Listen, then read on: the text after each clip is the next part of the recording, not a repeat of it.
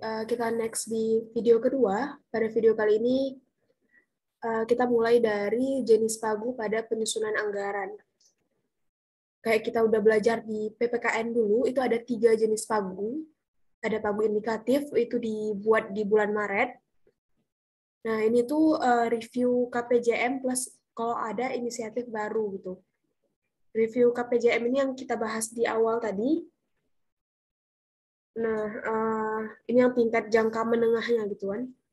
Yang mana pagu indikatif itu tuh ancar-ancar pagu anggaran yang diberikan kepada kementerian atau lembaga sebagai pedoman dalam penyusunan Renja KL. Jadi ini tuh pagu indikatif ini masih pagu awal dan ini tuh masih gambaran awal gitu, ancar-ancarnya aja kayak yang diberikan ke KL untuk jadi pedoman dalam menyusun rencana kerjanya. Nah, selanjutnya di bulan Juni barulah ada namanya pagu anggaran. Pagu anggaran ini itu dari pagu indikatif plus kalau misalnya penyesuaian angka dasar ini tuh kalau misalnya ini ada penyesuaian terhadap perkembangan asumsi makro dan atau kebijakan. Biasanya ini tuh kalau misalnya ada penyesuaian nanti di sini penyesuaian angka dasar ya kan sesuai dengan gimana asumsi makro di tahun tersebut gitu. Plus kalau misalnya ada inisiatif baru. Yang mana pagu anggaran ini sebagai pagu tuh kayak batas gitu ya. Jadi dia itu sebagai batas tertinggi anggaran yang dialokasikan di kementerian ataupun lembaga dalam menyusun rencana kerja anggaran gitu teman-teman. Nah, yang terakhir barulah ada namanya alokasi anggaran. Ini kurang lebih di Oktober. Ini yang ketiga, nanti ini tuh kalau misalnya kayak yang terakhir gitu, kalau misalnya ada penyesuaian-penyesuaian lagi, terus nanti misalnya ada masukan-masukan dari DPR, dari Presiden gitu, di sini akan diubah gitu. Plus kalau ada inisiatif baru. Jadi ini batas paling tertinggi anggaran pengeluaran pada yang dialokasikan di kementerian atau lembaga gitu. Ini juga hasil dari pembahasan rancangan APBN antara pemerintah dan juga DPR. Nah, kalau misalnya kita lihat diagram konteks siklus penganggaran, itu ada di sini kementerian atau lembaga sebagai COO, terus ada Kementerian Keuangan sebagai CFO, ini sebagai Financial Officer ataupun sebagai BUN, lalu ada Bappenas, DPR dan juga Presiden, yang mana Bappenas dan juga kementerian ini akan memberikan input RKP ataupun rencana kerja pemerintah ya kan. Nah terus nanti yang mana kementerian atau lembaga itu berdasarkan dari RKP tadi itu dia akan memberikan Renja KL, rencana kerja kementerian atau lembaga. Sekaligus dia juga memberikan usulan RKA KL, rencana kerja anggaran. Lalu dari Kementerian Keuangan itu dari usulan RKA KL tadi dia akan menetapkan RKA KL. Lalu sekalian juga dari RKA KL tadi menetapkan RUU APBN, yang mana RUU APBN ini akan dibahas oleh DPR RI, lalu DPR RI akan mengeluarkan UU APBN, ya kan? Berdasarkan dari RKA KL tadi, dari RUU APBN, dia akan mengesahkan ataupun menjadikan dari sebelumnya itu rancangan, ya kan? Menjadi UU, undang-undang udah disahkan gitu. UU APBN. Nah, Presiden ini akan yang menjadi memberikan alokasi anggaran sehingga nanti kalau misalnya udah disahkan perlulah adanya DIPA dari Kementerian Keuangan itu diberikan kepada dimasukkan ke siklus penganggaran. DIPA ini disampaikan ke setiap kementerian atau lembaga gitu. Jadi kan kalau tadi DIPA ini ingat lagi DIPA ini adalah punya setiap kementerian atau lembaga. Jadi setelah nanti di akhir gitu kan, ini DIPA ini yang akan menjadi output gitu, yang akan diberikan lagi kepada kementerian atau lembaga yang udah disahkan seperti itu. Mungkin untuk lebih jelasnya lagi kita bisa lihat dari sini. ini Bappenas dan Kementerian Keuangan itu yang akan membuat RKP, Rencana Kerja Pemerintah. Nah, lalu kementerian atau lembaga ini dia itu yang membuat rencana kerja kementerian atau lembaga gitu. Nah, masuk ke siklus perencanaan anggaran ya kan. Nanti Renja ini akan masuk ke Bappenas dan juga ke Kementerian Keuangan. Renja ini juga ada di satu dokumen menjadi data yang akan dibawa juga nanti di proses kedua dalam penyusunan anggaran. Nah, yang mana di tahap pertama ini nanti ada dari Renja KL, tadi dari RKP itu akan ada perencanaan dan pagu indikatif. Ini yang ada di bulan Maret. Seperti itu. Nah, selanjutnya tadi nanti di 2.0 itu akan ada penyusunan anggaran dari kementerian atau lembaga itu mengusulkan RKAKL-nya.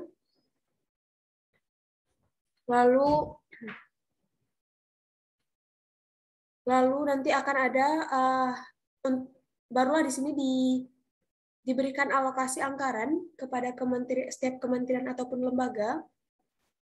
Lalu Kementerian Keuangan, dan ini pagu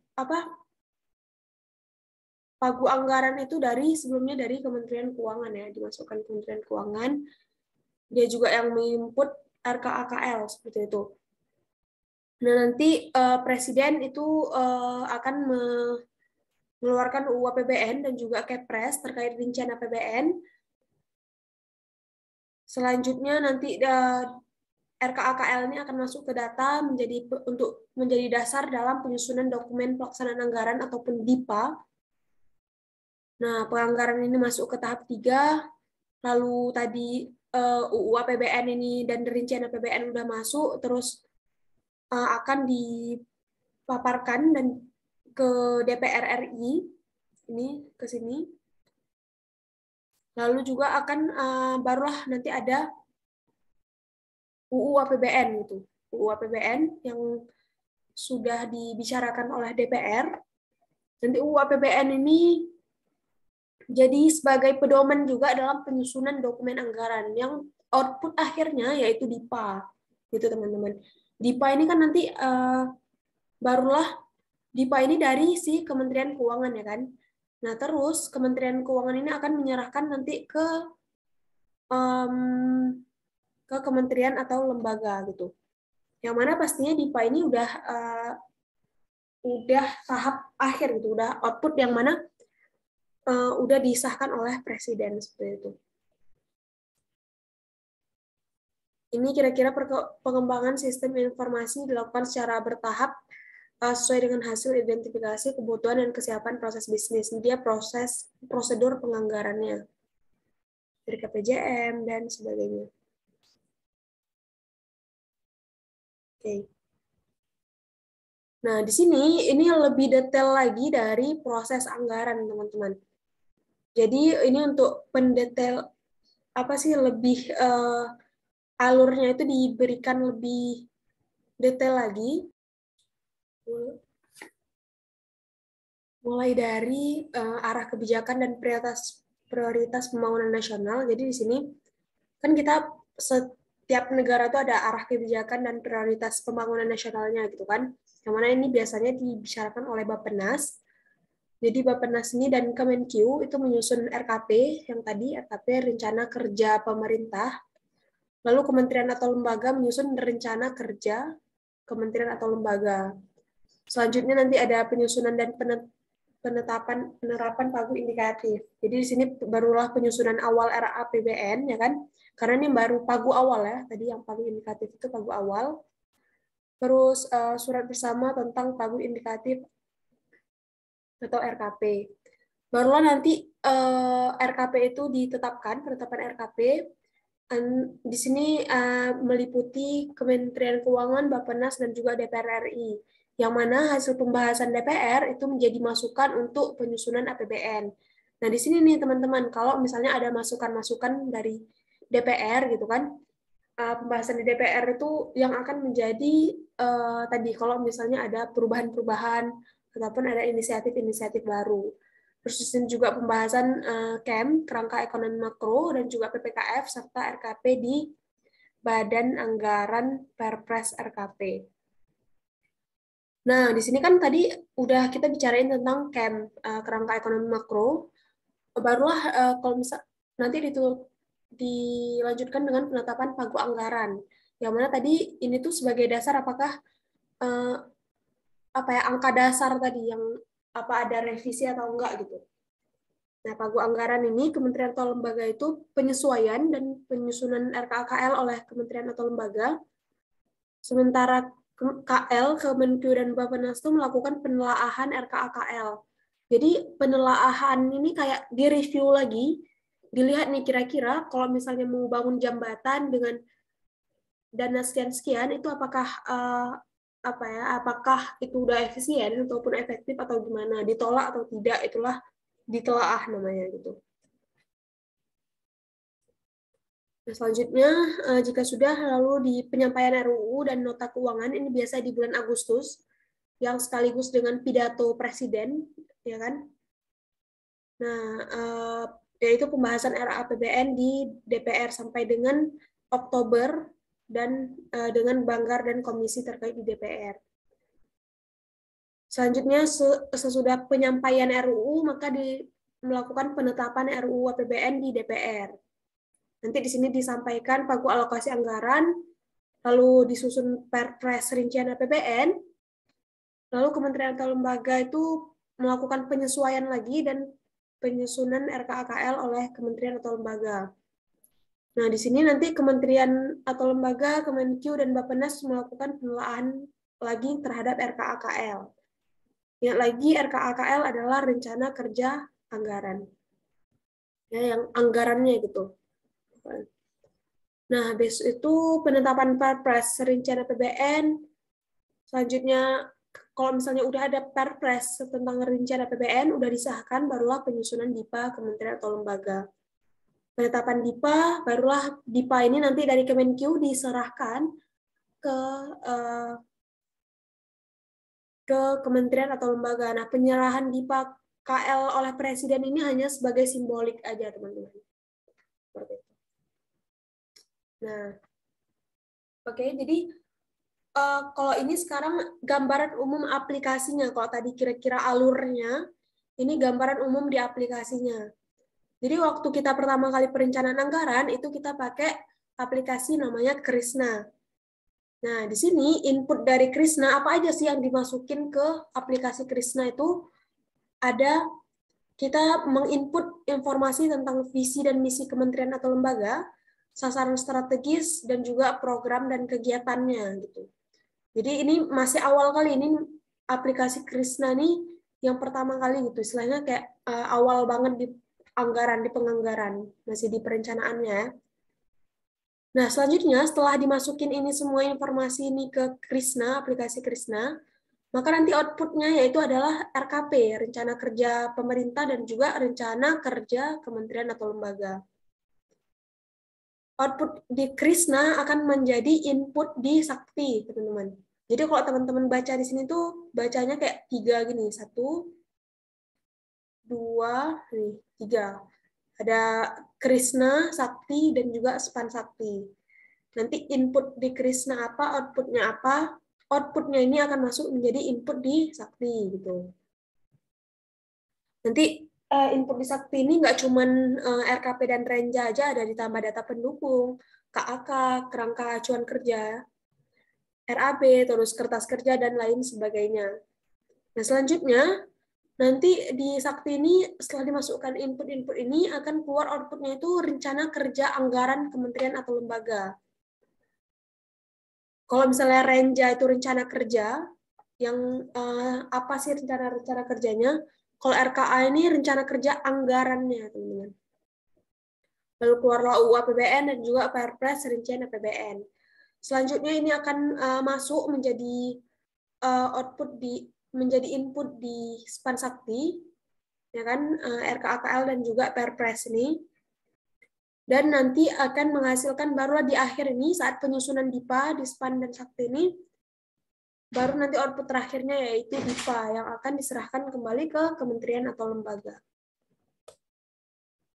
Ini dia aplikasi Krishna.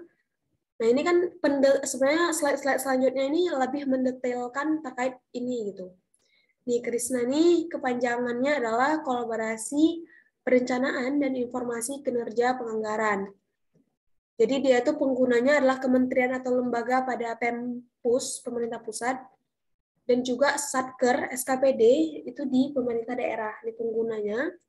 Inputnya tadi ini, nanti outputnya adalah ini. Gitu.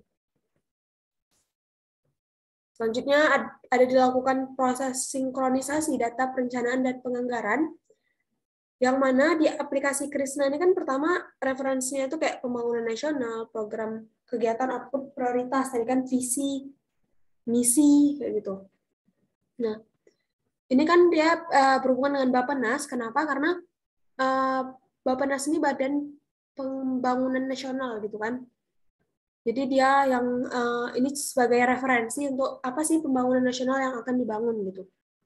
Nah, selanjutnya dari aplikasi Krishna ini referensi tadi akan masuk ke satu anggaran. Satu anggaran ini nama aplikasi ya teman-teman. Jadi satu anggaran ini adalah aplikasi yang dipunya oleh DJA, Direktorat Jenderal Anggaran. Jadi dari satu anggaran ini akan masuk ke Sakti, modul anggaran. Terus nanti setelah dikelola di Sakti akan masuk lagi ke satu anggaran ini dan diolah ke SPAN untuk menjadi DIPA. Nah, DIPA inilah DIPA. Kita dari tadi bahas DIPA ya kan. DIPA ini kayak dokumen anggaran, kayak RAB gitu kalau misalnya di kepanitiaan dan lain sebagainya. Nah, DIPA ini kan dia sebagai dasar dalam kita pencairan, dalam kita melakukan pendapatan gitu kan. Maka ini akan menjadi dasar bagi payment, bagi KPPN, kalau misalnya nanti si Satker itu mau belanja. Kalau misalnya Satker mau belanja apa-apa kan uangnya yang mencairkan kan KPPN. Nah, KPPN ini ngelihat dari DIPA, apakah udah sesuai nggak dengan DIPA-nya gitu. Tapi kalau seandainya nanti kementerian atau lembaganya itu mau mengusulkan perubahan gitu kan, revisi anggaran itu bisa nih revisi. Nanti di sini dari Sakti modul anggaran itu dimasukkan ke satu anggaran punya DJA, lalu nanti keluarlah DIPA revise yang udah terrevisi gitu. Nah, selanjutnya ini RKP-nya rencana perkiraan hasil sinkronisasi dari data perencanaan dan penganggaran.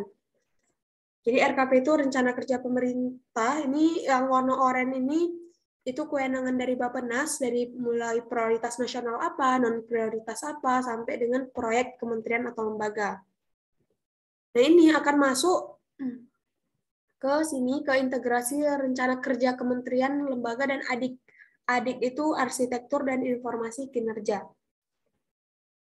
Ini tuh yang kuning-kuning ini itu kewenangan bersama. Ini kan dari proyek KL tadi nih di kewenangan Bappenas, lalu masuk ke sini untuk integrasi rencana kerja kementerian atau lembaga gitu.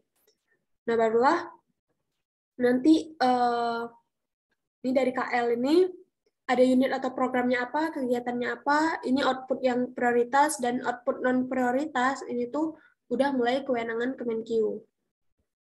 Ada rencana kerja anggaran kementerian atau lembaga tuh itu juga merupakan kewenangan dari Kementerian Keuangan. Oke. Nah, di sini itu Sakti sebagai modul penganggaran, yaitu modul yang melakukan proses penyusunan RKA, rencana kerja anggaran, sampai dengan penyusunan DIPA tadi, termasuk dalamnya proses perencanaan penyerapan anggaran, berapa sih perkiraan anggaran yang terserap gitu, dan penerimaan dalam suatu periode 1 tahun anggaran. Nah, yang mana jadi fitur-fitur di Sakti ini ada fungsi penyusunan anggaran, fungsi penyusunan rencana penarikan dan penerimaan, fungsi pembuatan usulan revisi, dan juga penyusunan standar biaya keluaran.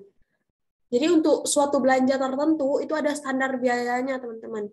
Misal kita mau membangun, kita mau melakukan perjalanan dinas. Nah, itu ada standar biayanya. Berapa sih standarnya? Nggak mungkin kita asal-asalan langsung, oh kira-kira 5 juta aja deh, oh kira-kira 10 juta aja deh, nggak bisa. Karena itu semua ada standar biayanya, gitu. Nah, ini keunggulan aplikasi Sakti berbasis web. Kalau dulu, ini tuh web ini dari mulai tahun 2020.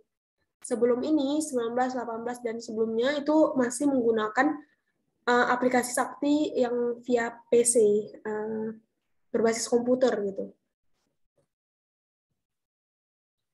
Oke, nah selanjutnya ini masih gambaran umum aplikasinya, ada peran operator, peran approver-nya, status data. Nah, alur penyusunan anggaran itu dari Satker ke unit eselon 1. Misalnya, ada KPP nih, Satkernya. Nanti ke DJP, Direktorat Jenderal Pajak gitu. Barulah nanti ke Direktorat Jenderal Anggaran atau Bappenas. Kalau misalnya ada penyusunan usulan revisi DIPA, itu dari Satker, bukan ke unit eselon 1 lagi, tapi ke Kanwil DJPB di masing-masing daerah. Kalau misalnya di Jawa Barat berarti Kanwil DJPB Jawa Barat, ataupun misalnya di Aceh di Kanwil DJPB Aceh, seperti itu. Barulah masuk ke SPAN.